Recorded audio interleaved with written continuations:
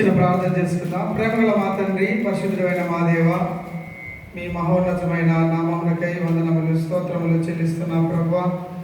ఎక్కడి వారం తండ్రి, ఏ పాటి వారమయ్యా, క్రీస్తు రక్తంలో ఐక్యపరచబడి ఒక కుటుంబంలోని సభ్యుల వలె ఈ విధంగా నన్ను మమ్మల్ని సమకూర్చిన విధానం బట్టి వందనములు తండ్రి.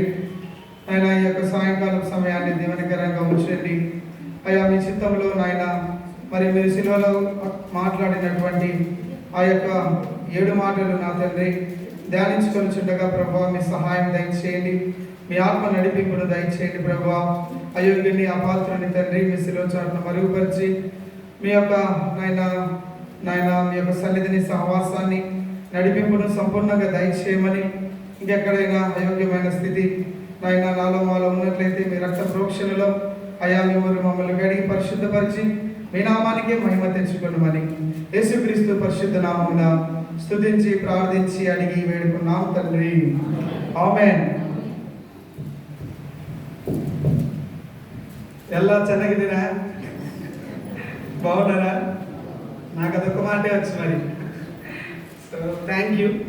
ప్రభు కృపను బట్టి ఈ విధంగా మనమందరము క్రీస్తును నమ్మినటువంటి బిడ్డలుగా మరి కొంత సమయం మరి దేవాది దేవుడు ఇచ్చినటువంటి అవకాశము, అలాగే ఆ బ్రదర్స్ మరి వారందరికీ కూడా ప్రభు అయినటువంటి యేసుక్రీస్తు నామంలో వందనాలు తెలియజేస్తా ఉన్నాను. కొద్ది సమయము మరి యేసుక్రీస్తు ప్రభు వారి సిలువలో పలికినటువంటి ఆ యొక్క మొదటి మాటను మనం జ్ఞాపకం చేసుకుందాం. లూకా సువార్త 23వ అధ్యాయము 34వ వచనము అందరం కలిసి చదువుకుందాం. లూకా సువార్త 23వ అధ్యాయము 34వ వచనాన్ని అందరం కలిసి చదువుకుందాం. యేసు, తండ్రి వీరేమి చేయించున్నారో వీరెరుగరు కనుక వీరిని క్షమించుమని చెప్పెను. దేవుడు ఈ లేఖన భాగం ద్వారా మనతో మాట్లాడను గాక. కదండి, ఏమంటున్నారండి? తండ్రి వీరేమి చేయించున్నారో వీరెరుగరు కనుక, కదా, ఏం చేస్తా ఉన్నారో తెలియడం లేదంట. మరి క్షమించడము ఒక మానవులుగా మనం ప్రభువారు అంతటి శ్రమ గుండా వెళ్తూ ఉన్నప్పుడు కూడా ఆయన క్షమాపణ అనేటటువంటిది ఆయన మాట్లాడుతూ వచ్చాడు. నిజంగా మరి ప్రభువారు వెళ్ళిన పరిస్థితి కాదు, కానీ ఒక మానవులుగా మనము ఆ మాట ఎప్పుడు చెప్పగలుగుతామండి? క్షమించడం ఎంత మేరకు ఉంటుంది? మనకు కష్టం కానంత వరకు ఏం చేస్తాం? ఓకేలే, ఓకే ఓకే పర్లేదులే పర్లేదులే పర్లేదులే అంటాం. ప్రాణం పోయేటప్పుడు క్షమించగలమా? లేదా ఒక దెబ్బ కొట్టినప్పుడు క్షమించగలమా? కదా, ఒక బండలాంటి హృదయము, ఒక మొండి కఠినమైనటువంటి హృదయం అన్నటువంటి వాళ్ళు క్షమించగలుగుతారు? క్షమించాలంటే ఏం కావాలండి మన దగ్గర? ఏం కావాలి? కదా, ఇక్కడ రాశారు కదా, లవ్ అండ్ హోప్ అని. ఫస్ట్ పదం తీసుకుంటే లవ్. క్షమాపణ అనేది ఎలా పెట్టగలుగుతాం? ప్రేమిస్తేనే. ఏమంటాడండి ప్రభు వారు? దేవుడు లోకమును ఎంత ప్రేమించాడు? అదే ఎంత ఎంత మనం ఎలా చెప్పగలుగుతాం? ఎలా ప్రేమించాడండి? ఎంతగా ప్రేమించాడు? రోమా 5:8 ఉంటుంది. ఏమంటే చూద్దామా? మనం ఇంకను చూద్దాం ఆ మాట. ఎవరైనా తీసినటువంటి వాళ్ళు చదవండి. రోమీలకు రాసిన పత్రిక 5వ అధ్యాయము 8వ వచనం. అయితే దేవుడు మన ఎడల తన ప్రేమను వెల్లడిపరచుచున్నాడు. ఎట్లనగా మనం ఇంకను పాపులమై ఉండగానే క్రీస్తు మన కొరకు చనిపోయాడు. కదండి, ఎట్లా చూపించాడండి ప్రేమ? ప్రాణం పెట్టి, కదా, అప్పుడే క్షమించగలుగుతాం. ప్రభువారు ఆయన నిజంగా పరలోకంలో ఉండి నేను మిమ్మల్ని ప్రేమిస్తున్నానని చెప్పింటే ఆయన ప్రేమ మనకు అర్థమవుతుందా? ఎవరికైనా అర్థమవుతుందా అండి? నేను నిన్ను ప్రేమిస్తా ఉన్నాను అని మాటలతో చెప్తే అది అర్థమవుతుందా? ప్రభువారి పరలోకాన్ని దిగి భూలోకంలో ఆయన జన్మించేశాడు ఆ ప్రేమను చూపించడానికి, కదా. 1 యోహాను 3:16 ఉంటుంది, 3:18. మన ప్రేమ క్రియతోనూ సత్యముతోనూ ఉండాలంట కదండి. ఆయన అక్రియ చేశాడు. నేను ప్రేమిస్తా ఉన్నాను ప్రజలను కదా. ఆదాము అవ్వలు తోటలో ఆ యొక్క మరి చేసినటువంటి పాపమును కదా, దేవుడు ఎలాంటి న్యాయవంతుడు అంటే తన బిడ్డలైనా కానీ తప్పు చేస్తే క్షమించడు.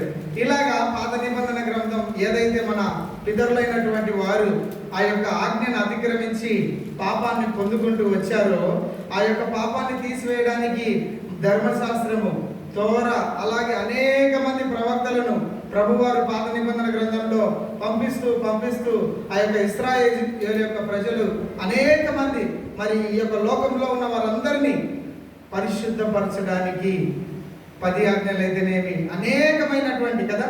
మనం సంఖ్యాకాండము, లేవియకాండం చూస్తే ఇన్ని ఆజ్ఞలు ఉన్నాయా అనిపిస్తుంది. ఇవన్నీ మరి అన్నీ తెలిసినప్పటికీ కూడా మానవుడు ఏ విధంగా, కీర్తనల గ్రంథం 49:7 ఉంటుంది, ఎవడును ఏ విధము చేతనైనా తన సహోదరుని విమోచింపలేడు కదా. ఆ మాట ఏ విధంగా విమోచించగలుగుతామండి? ఆ యొక్క పాత నిబంధన గ్రంథం అంతా చూస్తే అయ్యా ఇది చేస్తే అది చేయాలి, ఇది చేస్తే అక్కడ చేయాలి, మరి ఆ బలి అర్పించాలి, ఏ బలి అర్పించాలని పాత నిబంధన గ్రంథంలో మనం అనేకమైనటువంటి లేఖన భాగాలు చూస్తాం. ఎలా అయిపోతుందంటే ఆ యొక్క పాపము యొక్క పర్యవసానం, అపరాధ పరిహారార్థ బలి, పాప పరిహారార్థ బలి మనం అర్పించిన తర్వాత తిరిగి మానవుడిగా పరిశుద్ధంగా కొనసాగించబడడానికి ఏమాత్రము అవకాశం లేదు. తిరిగి పడిపోతా ఉన్నాడు. అనేక మంది ప్రవక్తలు వచ్చారు, కఠినమైన ప్రవక్తలు వచ్చారు, ప్రేమతో చెప్పే వాళ్ళు వచ్చారు. ఇంకా దేవుడు మనల్ని శిక్షకు అప్పగించి కూడా ఆయన వైపు తిప్పుకోవడానికి చూశాడు. అయినప్పటికీ మానవుడు ఏం చేస్తూ వచ్చాడంటే తను కొంత మంచి వాతావరణంలోనికి వచ్చిన వెంటనే ద్వితీయోపదేశకాండము 5వ అధ్యాయంలో ఉంటుంది, తను మదించి తను మెడవంచని స్వభావం కదా. ఇలాంటి పరిస్థితిలో వెళ్తా ఉన్నప్పుడే దేవుడు ఇక ఏ మనుష్యుడు ఏ విధంగా విమోచింపబడడు, ఆ యొక్క పాపానికి పర్యవసానానికి ఏ ఒక్కరు పొత్తులోనికి లేదంటే సమాధానకరంగా లేరు అన్నప్పుడు యేసుక్రీస్తు ప్రభువారు ఆయన ప్రేమ చూపించడానికి ఈ యొక్క లోకంలో ఏం చేశాడు? ఆయన జన్మించి మనకు చెప్తారు కదా, ఏమంటారు? ఈయన లోక పాపములు మోసుకొని పోవు. ఎవరిది? నీది నాది కాదు. సర్వలోక మానవుడు ఎవరైనా ఉన్నాడు, ఒకవేళ పాపం చేశాడు, ప్రభువారిని నమ్మితే, ప్రభువారిని అంగీకరిస్తే ఆ విధమైనటువంటి మార్గము యేసుక్రీస్తు ప్రభువారు నీకు నాకు ఏర్పాటు చేయడానికే కదా. గలతీ 4:4 ఏమంటారంటే కాలము పరిపూర్ణమైనప్పుడు దేవుడు తన కుమారుణ్ణి పంపించాడు. దేనికోసం? నీకోసం, నా కోసం నలుగొట్టబడ్డానికి. యెషయా 53లో ఉంటుంది కదా, మన అపరాధ మన యొక్క తప్పిదముల కొరకు ఆయన బాధించబడెను, అది ఆయనకి ఇష్టమాయను కదా. ఇది గొప్ప విషయం. క్షమించడంలో ఇష్టం ఉండాలి. ఒక వ్యక్తిని ఒక మానవులుగా మరి ఆ యొక్క దేవాది దేవుడు అంతగా ప్రేమించగలిగాడంటే ఆయన యొక్క దైవత్వాన్ని ఏమాత్రం చూపించలేదు. ఆయన కొలస్సీ 2:9 ఉంటుంది, దేవత్వం యొక్క సర్వ పరిపూర్ణత ఆయన యందు గుప్తమై ఉన్నది, కానీ తన యొక్క శరీరం యొక్క సౌఖ్యం కొరకు ఆ దేవత్వపు లక్షణాన్ని ఏమీ వాడలేదు. ఆయన కేవలం ఒక మనిషిగా ఈ లోకంలో జన్మించి ఈ మనిషి అయినటువంటి వ్యక్తి ఈ పాపమును జయించడానికి కావలసిన ప్రతి ఒక్క లక్షణాన్ని ఆయన ఈ లోకంలో ఉండి ఆ యొక్క బలహీనతలన్నిటినీ ఆయన జయించుకొని కదా తన రక్తాన్ని చిందించే విధంగా సిలువకు తీసుకెళ్తా ఉన్నప్పుడు ఆయన పలికినటువంటి మొట్టమొదటి మాట ఏంటండి? తండ్రి వీరేమి చేయించున్నారు. ఎవరండి వీళ్ళు? ఆయన ఏ వంశావళిలో వచ్చాడో వాళ్ళే. ఆ యొక్క మొదటి శతాబ్దంలో ఉన్నటువంటి తన చుట్టుపక్కల ఉన్న వాళ్ళే. ఇంకా మనం దగ్గరికి చెప్పాలంటే ఆయన శిష్యుడైనటువంటి ఆయన అప్పగిస్తాడు కదా. అలాంటి భయంకరమైన పరిస్థితుల్లో నువ్వు నేను నిలబడి ఉంటే ఈరోజు నిజంగా అందరు చెప్తా ఉన్నారు, నేను ఇక్కడికి వచ్చిన వెంటనే ప్రతి ఒక్కరు మాట హైదరాబాద్ నుంచి వచ్చినావు అంటే ఏమైంది ఆ ప్రవీణ్ పగడాలి గురించి ఇదే అని అన్నాడు. నాకేం తెలియదు ఎట్లా అంటే ఎలా క్షమించగల ఆయన భార్య ఒక మాట చెప్తూ వచ్చింది కదా, మేము వారిని క్షమించేస్తా ఉన్నామని. That is the love of God.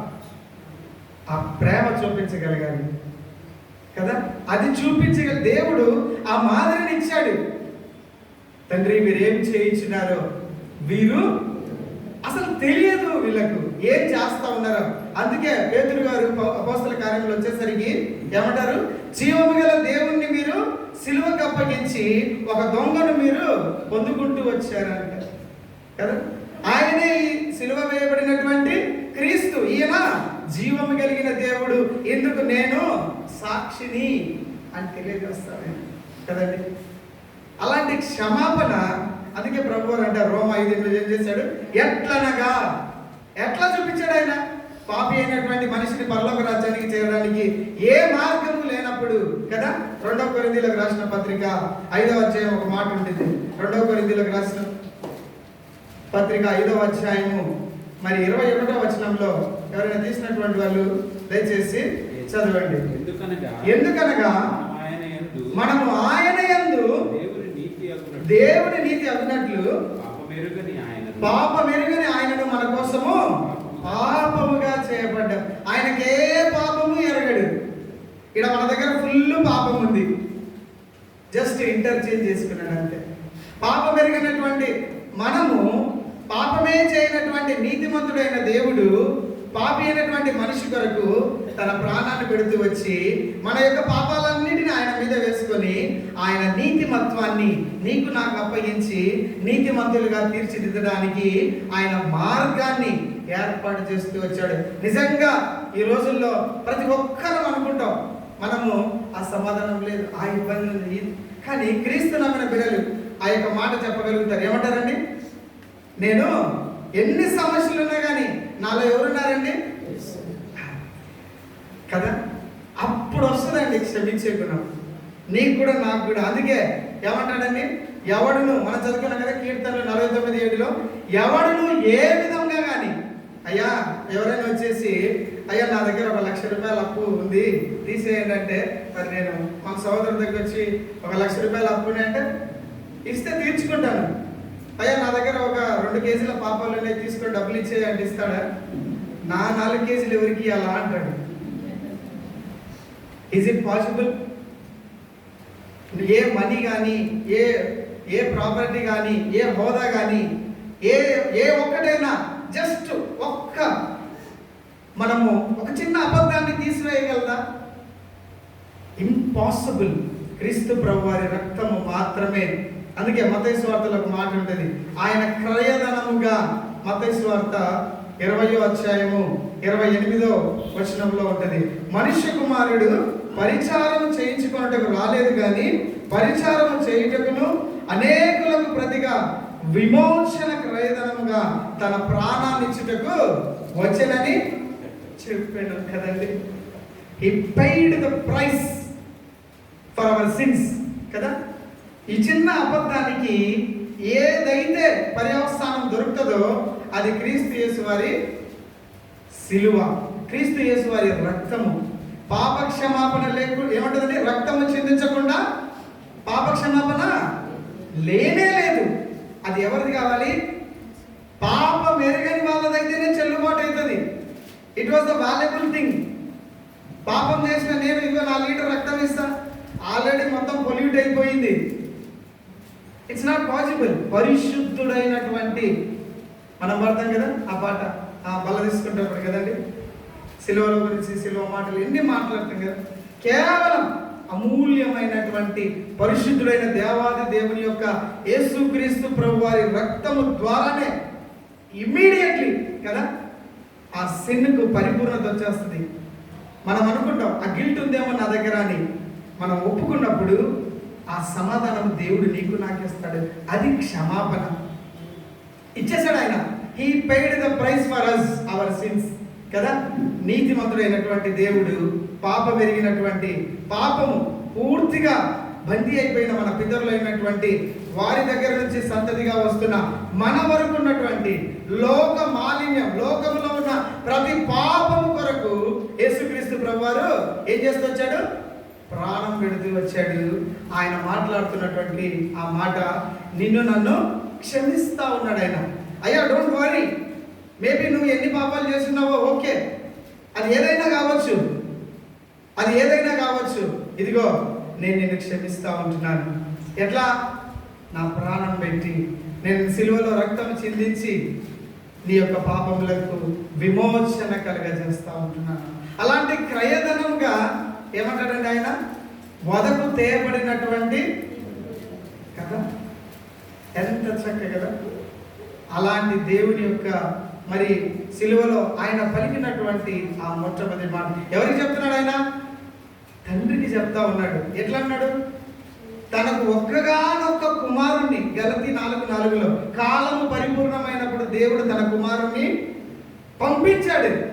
దేని కొరకంటే, తండ్రి నువ్వు పంపించావే ఆ బిడ్డల కొరకు, వీళ్ళని క్షమించు.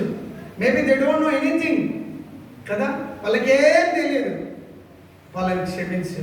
క్షమించి ఎవరైతే ఆయన రక్తమును, ఆయన మరణాన్ని క్రయధనముగా వారి పాపములకు ప్రచురించుకుంటారో వారికి విమోచన కలుగజేసేటటువంటి దేవాది దేవుడైనటువంటి యేసుక్రీస్తు ప్రభువారు సిలువలో పలికినటువంటి మొట్టమొదటి మాటగా మనము ధ్యానిస్తూ ఉన్నాం. దేవుడి కొద్ది మాటలు దీవించిన గాక. Thank you.